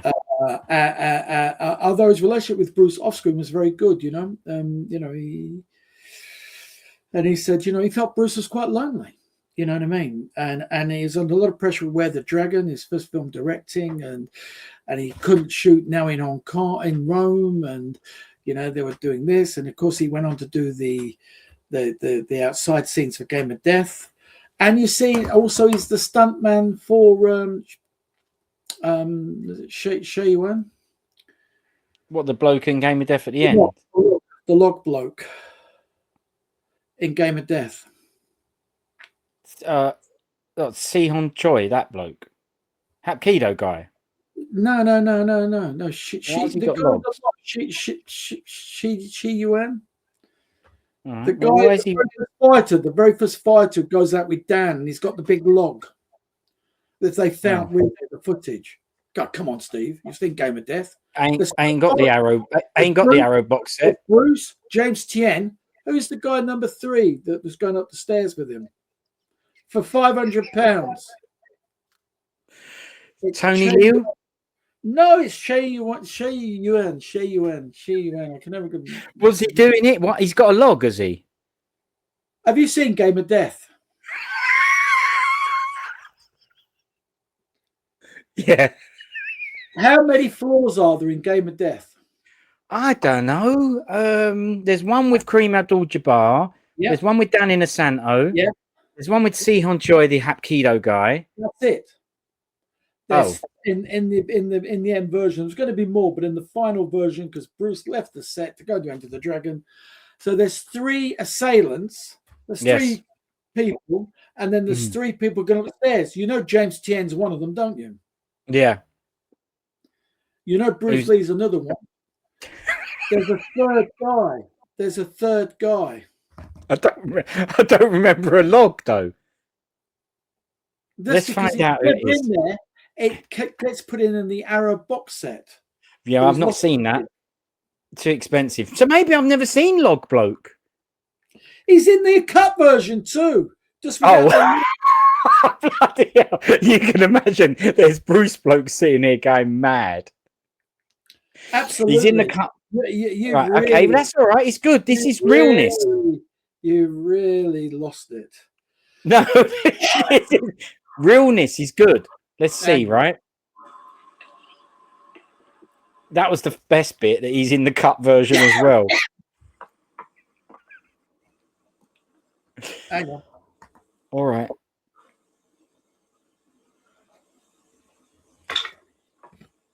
Original footage from 1972.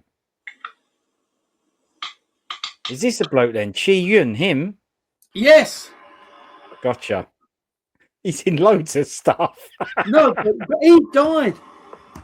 32 years old, same age as Bruce. He died not long after that. Really? Yeah. Damn it. Yeah, so original footage, it says, from 1972. When you see some behind-the-scenes photos, you see Hwang In-sik actually doubled him for some of the scenes because he was a student of the Aikido guy. And they felt that when he did the throws, he put that thing on, he would look better with the rolls because Chi Yuan wasn't proficient in rolling and breaking, so they brought him in. So Hwang In-sik is actually there as the double. Okay. Well, there you go. Look. So we got there in the end. How Opala Steve is on this podcast. So there you go. Don't even know Yuan. He's not a kung fu bloke at all. He's just, the best thing was rocking Van Damme and Seagal. The best thing was when I tried to get out of it and say I didn't have the Arrow box set, and you went, "He's in the cut one as well." Yeah. That's what I was saying. That's what I was saying. I watched First Mission. I didn't see any of the fight scenes on the VPD box. So was Samo in it? Oh, it's brilliant. Yeah. I already done myself because I ain't got the Arrow box sets. That was already bad enough. Yeah. No, all they cut was the log fight scene. But when you see it on the cut version, it's him fighting. You know what I mean? It's gone. It's gone. The cut fight scene. You know what I mean? So, there's 3 people go up there, but yeah, it's you just how to unmask somebody on a podcast. Yeah, I don't mind. I like it. It's good, real stuff. Yeah. No. Listen, while you're here, I would like people coming to the show on the thing. We will give you a free gift if anybody wears a T-shirt with that on. That's crap. That keep that off. I'm just inciting violence. Luckily, your camera is mirrored. Look, while you're on it, I've got to ask you, because it was quite funny because everyone was crying about Jackie Chan Breakout its box set, and then you came on social media with a picture holding it up in your hands. So you got yours then, no problem, right? Yeah. But you're part of it though. You're on it, aren't you? I am. Have you got it? Have you got the box set? No, that's what it was with the Arrow Bruce set. Yeah. Nope. Yeah. So we can't don't have it. Arrow free. They're all exactly. They're all getting the ump going. I ordered the blue one, and I got the blooming red one. And I was sitting there going, "Well, I mean, I ordered none. I got none. What do you want?" Free. Got mine given me. I'm also on the new Al versus Bumbo. And I love doing that commentary because I think there's a great scene that highlights Sammo Hung's dancing. Yes. He's light on his feet. You know what I mean? Yeah. Forget the action. He really puts it's a great film, that, you know. So yeah, and I'm on Invincible what's the one that come out? Not Invincible Shaolin. Or maybe it is. What's the one with Philip Coe? Yeung what?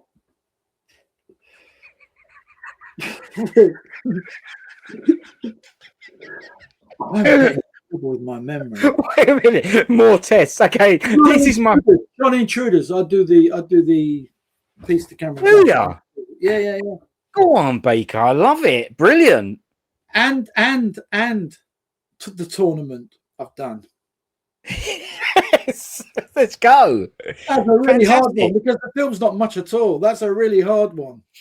You know what I mean? To make that work, you know, I had to really think about that one because it's not a great film for me. Right. I did reference. I think that she got banned from Thailand because she showed her legs in the ring, you know, in shorts, which I didn't want. Oh, they didn't like that. No, well, they did like it, but they didn't want it to be out there. Yeah. It's more of a religion. Yeah. So I did Al versus Vumbo. I had a commentary track. I had to do a whole thing on Rush Hour, but I couldn't mention Brett's name.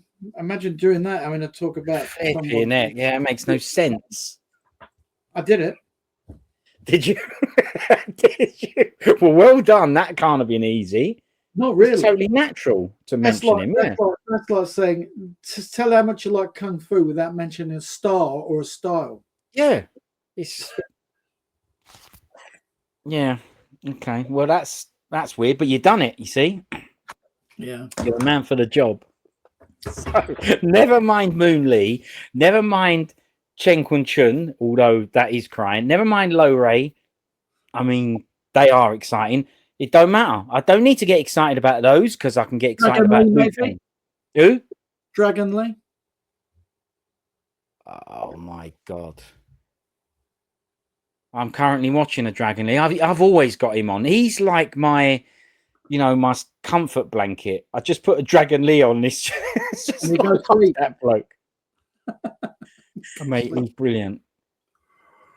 That'd be fantastic. I mean, all seriousness aside, I know we like to have a joke, and I'm sure people watching this having a bit of a laugh, and they laugh with me. They laugh at you, and I know. You know. But listen, just recapping. So Lu Feng's coming. It looks like it's going to be a cracking event. I look forward to seeing your mum and dad and Gary. Thank you. You know, I appreciate that. You know, will you be there on time? Because they all seem to rock up, and I say, "Where's Steve?" No, I didn't. I beat Gary last time. No, I can't remember. I didn't beat my mum and dad. I've never been beaten. They're regimental. They're in. Yeah, I don't know. I can't remember if I beat him last I time. say to him, "Where's Stephen?" I don't know. On the way. Yeah. Yeah. What about you? When your car got mashed up? What about that one? That's a completely feasible excuse. You know what I mean? If you were on a train and it derails, I'm not going to knock you and say, where were you? Well, maybe that something did happen on the train. But it didn't. That's the point. Mm. You're right. It didn't. Yeah. Listen, if buts, maybes, I only deal in absolutes, mate. Okay. Hey, and I know one absolute, Feng on the 27th of September. How about that? All confirmed. Unless something happens, an act of God or something now, he's going to be here. And I know what you're saying about in all seriousness, because it is a lot to arrange and organize and to make happen. So that's all Ricky's trying to say is, look, it's like Christmas, all the preparation people go into, and it comes and goes. And it's coming up, it's 5 weeks, it's 4 weeks, it's this, it's 5 sleeps, 3 sleeps, 2 sleeps, it's tomorrow, and it's all good. But I sometimes wish I was just buying a ticket and coming along and just enjoying the day, because we're running around all the time making sure everything's all right. Is everybody okay? You don't really grab, you're either on there doing the Q&A, you're on there doing the raffle, you're there doing an auction, you're there making sure people are getting their autographs. It's very demanding. Because 100%. want anybody to feel like, no matter who they are, whether I know them, their face, or whether they're a good mate of mine, it doesn't matter. They've paid money to come and see him, and I want to walk out and say, that's a great day. That's what you want, a great day. Well, good. That is admirable of you to want that as the main goal. And the thing is, that's why it's tiring for you. You have a long drive there, a long drive back. I think after one of them, weren't you actually ill after it? You were like, need to recover. You can, you can. It does, though. It doesn't get easier the older you get. No, of course not. No. The head's willing, the body's not, and you get there, you get an adrenaline rush. Of course, that's what gets you through it. Yeah. As well, when Che and Fat come over and I'm on the stage, he's coming out dressed as Beck tomorrow. Da da da da. You think, okay, what I do to be in the audience, just going, just as turn up as a fan. Yeah, you got to compose yourself, Of course. And Che come over to me. Che come over to me. It's a different pressure. Whispers in my ear. There's no joke. I said, it's great to meet you, because they said they'll hate you by the time I've finished with you. On here, smiling. Yeah, he's a character. Yeah. Well, look at him, he just smiled and winked. You know what I mean? Because I was getting all the adulation, and he come over. Thank you, fans. Thank you for the first 2 class tickets. Thank you. Yeah, exactly. Wind ups. Yeah, because they'll hate you by the time No, I'm on stage. Brilliant, fantastic. There you go. Look, hate from Chow now. Hate from Chow. I can't. And yet, you probably heard about the Chan story. We had a lovely time together. He wrote me a lovely card which I lost. He brought me a £100 shirt. Thank you. We like that. That's nice, isn't it? Yeah, no, I mean, I was his driver. We were driving around. I mean, John Woo's driver. To Ireland and back. I've had some amazing moments. I couldn't list them all. No.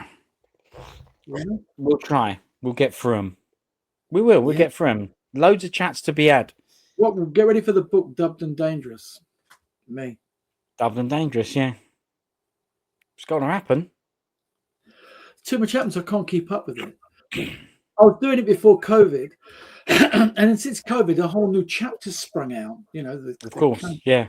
And this and better than having nothing to talk about, mate. No, I am proud to say that we've done 1, 2, 3. This is our 4th event in 2026. And you still want to squeeze another one in, do you? Yeah. You do? I think Christmas is a great time for a party and to bring someone in, and it's a great time. Right. I'd do them weekly if the people could come. See, so in a way, you're enjoying it as well, because like you say, the adrenaline rush will get you through it. I do totally appreciate that it'll be a completely different experience to just switch off and turn up as a fan. I totally appreciate that. You've got to keep everything going. Which I've done. You know, Yeah. Chu Siu Ming. No, not Chu Siu Ming. Is this Chu Siu Ming? Am I getting mixed I up like now? these are my favourite bits. Who's the wire bloke who does all the choreography? Ching Siu Chua? Ching Sil Tung, yes. Ching Siu Tung. That's it. I Yeah. get the two of them mixed up as well. Only names, not the Yeah, bloke, but yeah. Ching Siu Tung. I went to that event down at the BFI. Did you go to that one? Yeah. I don't remember seeing you there. I went there with my bro, yeah. Ching Sil Tung, yeah. He's the monkey kung fu bloke, isn't he? That's the Shaw Brothers. He's in the Shaw Brothers monkey kung fu, right? No. Oh, he's a swordsman bloke who done swordsman. No? Yeah. Yeah, he made that one. Um, He is the monkey kung fu bloke. Ching Sil No. Tung and Choi Sil Yeah. Ming's the other bloke. I always get them two. Him. Yeah, that's it. Yeah, and we'll put in. He's been monkey kung fu, and he's the main bloke in the Shaw Brothers monkey kung fu film. Not Mad Monkey.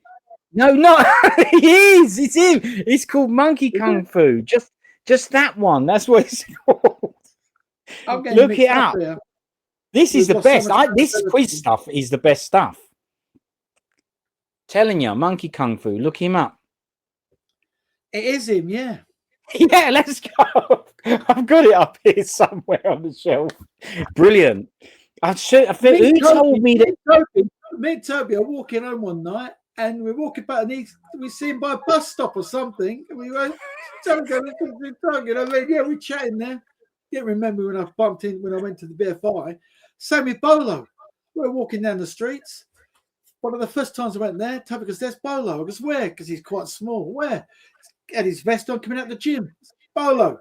Oh, what are the chances?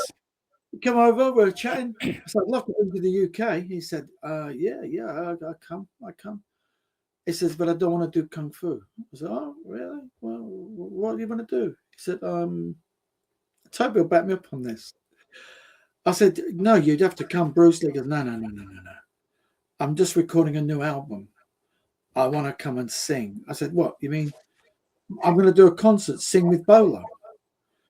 And he goes, "No, yeah, good." He said, "I'll sing in the audience, you know what I mean?"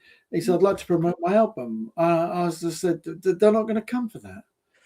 He goes, "They will." I said, "No, they want to hear about this, Enter the Dragon, your name." No. It's either a concert, a night singing with Bolo. It was a true story. I then saw him again in LA at the film market. And he had a leather deerstalker hat and a leather cape. And I said, "That's brilliant. Look at that." That is brilliant. I mean, since then he has done things, but he wanted to do get a group and sing. We do it's like a band night with him. I mean, I get it, right? Because we get it because we go, look, that's what you're known for. You're gonna have to come as Bolo. And he's like, "Yeah, but that's done now. Now I want to do this stuff." So I do get it. But you are right. But this is how you get yourself into trouble. What's happened? That's okay. Let's carry on. Okay. What do you mean? You've gone. You see, you missed the opportunity when you get up. Yeah, I should have said stuff. Yeah. Yeah. You know what I mean? I out you as a. It does.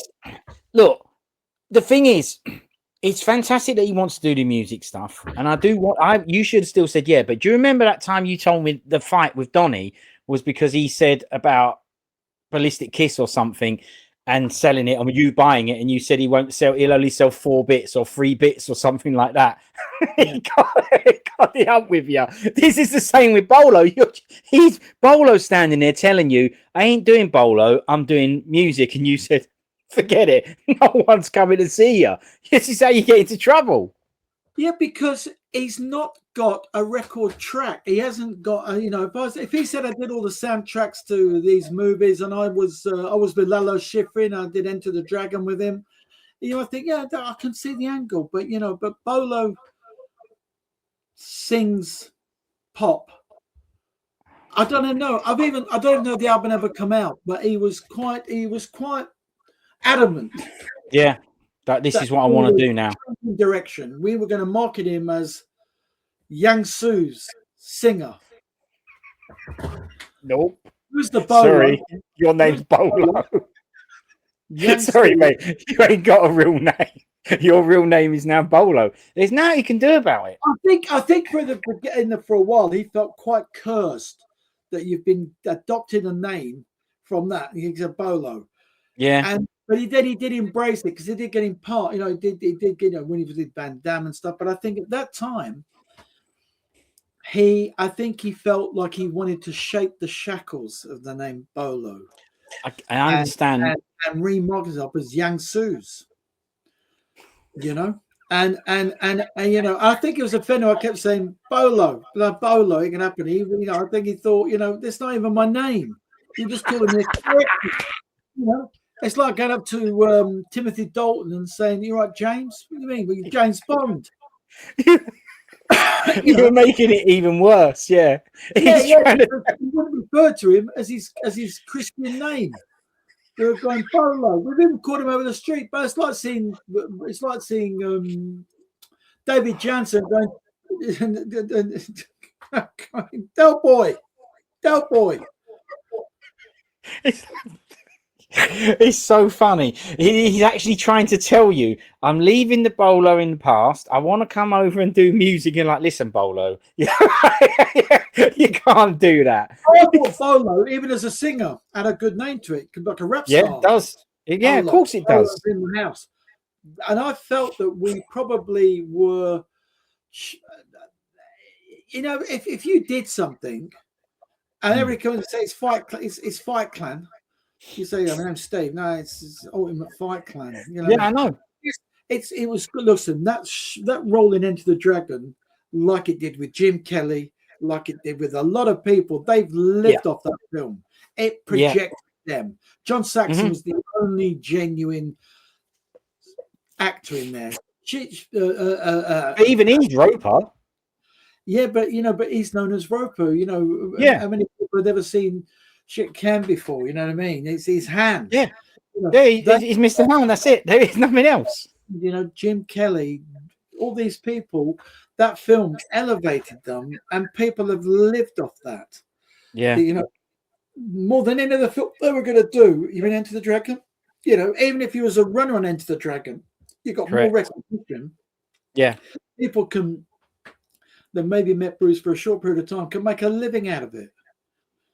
They just need to make a decision whether to lean into it or not. Or Bolo could only do the music thing and say he don't want to do it because he's already profited off of the whole Bolo thing, right? It's only now that not now, but that was ages ago. Still Bolo. Even in Australia, it's still Bolo. That moniker's not going anywhere. He's Bolo. And if you saw him, you wouldn't say Yang Su's. People go, what? No. Bolo. Exactly.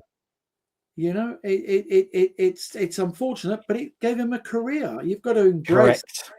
Because Bob, he was a muscly guy, and he wasn't going to ever achieve anything. He's been in films after that, but people watch it. Oh, it's Bolo's in it. Yeah, and he can go and sign based on Enter the Dragon. And that's what I'm saying. So he just has to. I think maybe, like you say, in recent times, it appears that he has. Someone said to me, you're known as the character Kung Fu Rick or whatever, and it brought money. And then I said, well, that's it, then, isn't it? Direction's not going to work. You've got to do that, and sometimes people do get typecast. It's very hard. It's like people in a soap opera or people doing anything. If you play a part particularly well. If you see David Jansen's Del Boy's in it. I mean, it ain't going to be Only Fools and Horses. No. But you quite liked him in that. And this is what happened with people. They like something in the film, and they're going to see another film, and it ain't quite got the same rhythm. Correct. So, you know what I mean? Listen, people have moments in their life when they're good, and they're, a band coming out or something, and they're good. But that peaks, and then it goes off.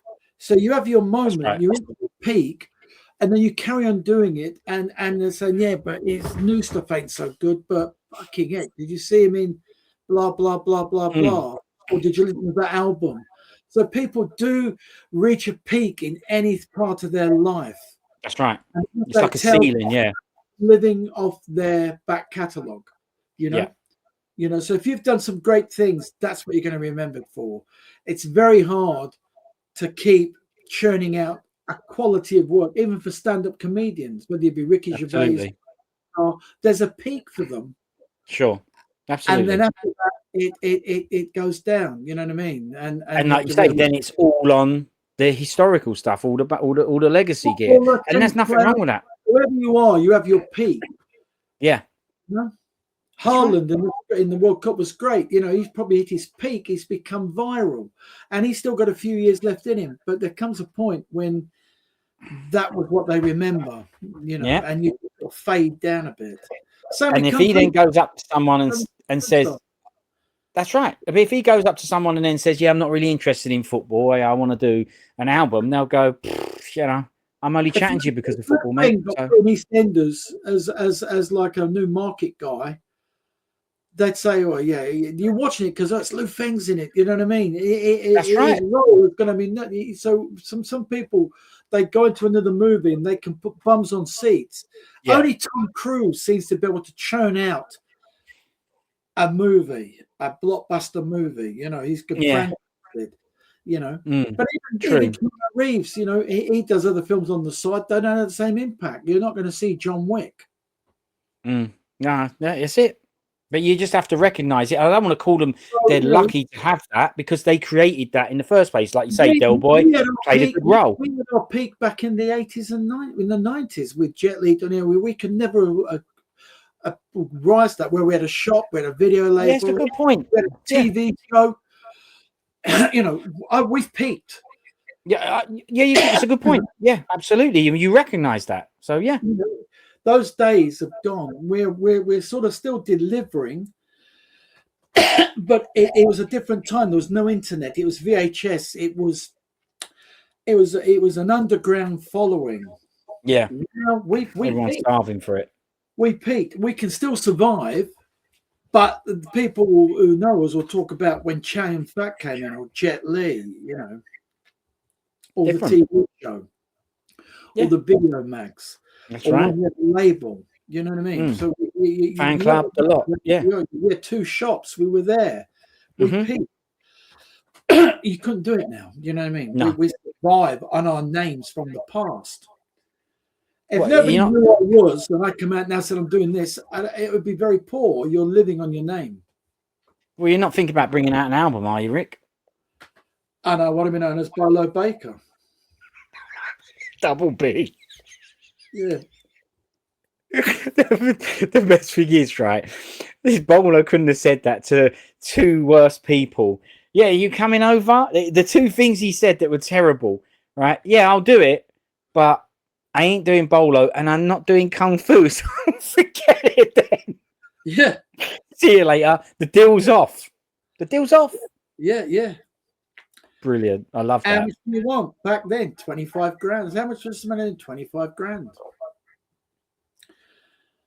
What's the, you know, and some of these people, they're not. Look, most big actors that come in to do press and stuff, they don't charge. They don't need to. They're doing it for their movie. You're on the other side of the wall when you're signing autographs and that. You know, you want to see Tom Cruise at a Comic Con. No, that's right. Yeah. Brad Pitt or any of these people, you won't see them doing it. They're there. They don't need to do £20 autographs. You know, they have to do their publicity for free. They have to walk amongst the fans and sign for free. So there's that level there. You know what I mean? And then you got the level with that, the people, the supporting actors, the people that have influenced people within a genre. But Kung Fu is a very niche market. You know? Maybe people on there looking at the clips, but you know how many people really get behind it and support it? It's very niche. Yeah, I agree. Yeah, you know? Shame, really, isn't it? But it had its moment in the 70s. It was huge. 100 people in a kung fu school, people lining up to see Enter the Dragon. That's true. That's true. Yes, kung fu fighting. Yes, you're right. It did have it. You know, people come through peak when they were churning them out. You know what I mean? We were buying them left, right, and center. Warner Brothers put them on. There was a peak. You're right. Yeah. You know? It sort of Absolutely. had a little more of a peak when Crouching Tiger came out. It brought it back to the masses. It did have a second wave, It yeah. Man, when Donnie Yen did It Man, it sort of got a new audience back in. Tony It Jaa, did. there's been moments when it spiked. Yes, for sure. Then you see a film like Ruthless, So Furious. It's an okay film, you know. It's a lot of action, but it's exhausting. It just runs that. It just becomes overload with fighting, Yeah. and the story doesn't, you know. And sometimes a good story with some excellent set pieces in it. You know, people go in there and say, "Yeah, fight." People just go into the shop and say, "You got a film that's all fighting," and I say, "Well, I'll just cut the dialogue out then." You know, there's too much in Furious. It's great. And It it's is like, good. oh, Yeah, I watch like it. the non-Kung bloke. And he said, it's relentless. Do you know what I mean? It's relentless. I mean, you know, how many, that guy would have gone down with that first baseball bat. You wouldn't get up, you Yeah. know, but he's up. It was so cartoonish that, you Yeah. know what I mean? That these fights were lasting, being thrown through glass, kicked, beaten, smashed. And it reminded me of Wang Yu in Girl the Thunderbolt Kick. He's got 20 arrows in him. He's been whipped. He's still fighting. Reality. Yeah, well, we're used to it. Yeah. Yeah. Somebody comes up and gives you a good right hook, you're down. You're not back up, taking your shirt off and putting a shape. And you know what I No, mean? that's true.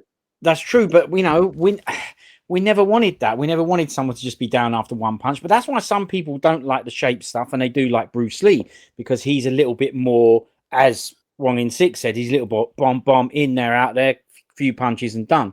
It's different style, you know, but Yeah, the more only real. time you see one fight with Bruce with a lengthy fight is if there's a crowd of people and he's taking them on. Okay, the end fight scenes in The Big Boss is a bit longer, do you know what I mean?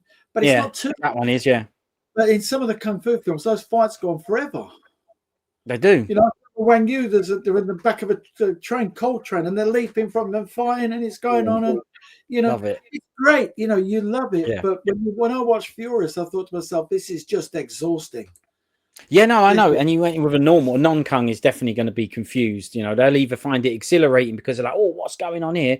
Or like you say, yeah, it is relentless. The world wants, because there hasn't been a Kung Fu film at the #1 spot in the UK since Enter the Dragon. Oh, is that right? I mean, it doesn't surprise me actually, but Crouching Tiger did well around the world, but it's never been a box office. You look at the box office; it's cartoon. It did never a Kung Fu film has ever made it. You think of another film that's been no, it's Titanic. It's Spider-Man. It's the Metaverse. These are the films. That's where your money is. Yeah, you know, that's you right. do a Kung Fu film, they're just going straight to streaming. True. So if they want to make a Kung Fu film, there's no money in it. You can have a great film like The Bourne Identity and have some great sort of MMA style fights in it, but it's still, it's just a secret agent film or whatever. Yeah, basically with some interesting facts. Yeah, it's a movie.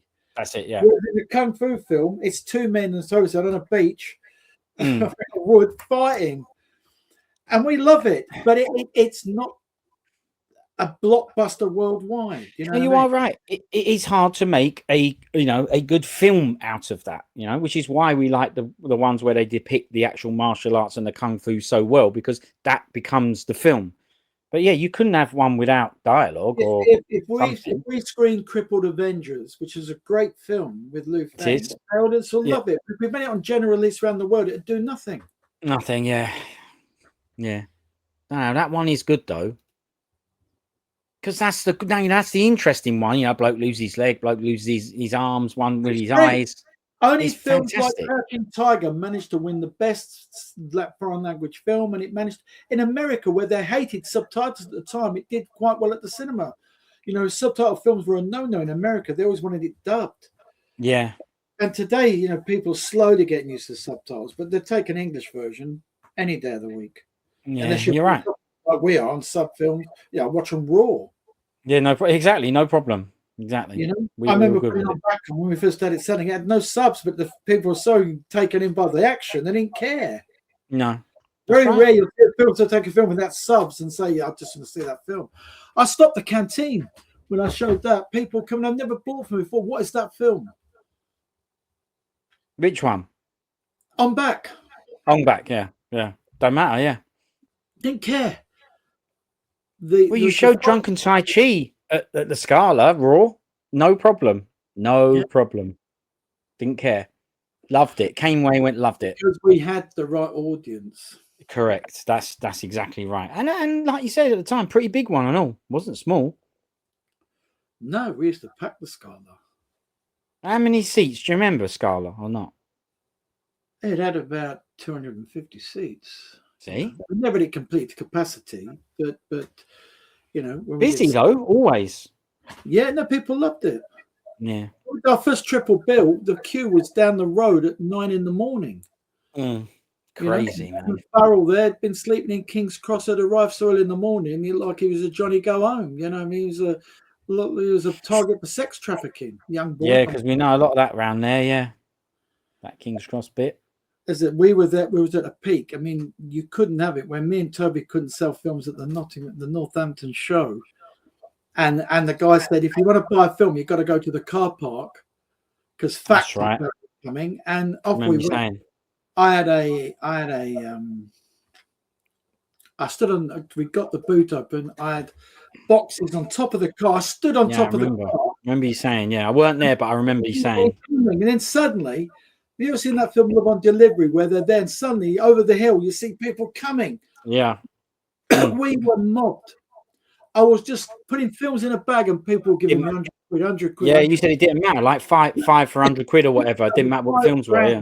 20 minutes, and when we left, it was just empty. Amazing. Empty. Fantastic. Yeah. And I said, them were the days. We don't sell the film, so we say we can't do it. You've got to come to the car park, and they ran. They wouldn't even ask him what film. Give me the 5 best films, and I was just picking 5 out. 100 quid. You know, that's exciting. Less. I've got a few there. I'll take them. Yeah, it doesn't matter what it is. Yeah, they're all good. They're all cungs. We're interested in all of them, even if it ain't a great film. You're still interested in it. It was knowledge as well. You wanted to see everything. Give us your 5 best films. Done.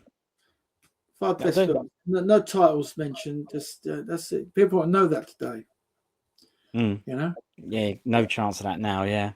No. 5 best. Yeah, give us your 5 best. Well, it doesn't matter. You were there. You experienced it. You've done it. My 5 best films. It might not be their 5 best films. True. Might not be. But it's 5 films, and 5 films you've never seen before that you want to see. When we had Condors on VHS. Yeah, I remember the cover. I remember the bootleg cover of it. Yeah. Pedicab Driver. Anything. Yeah, like that. I remember the cover of that one as well. So there you go, mate. The real stuff. Here. Still the best stuff.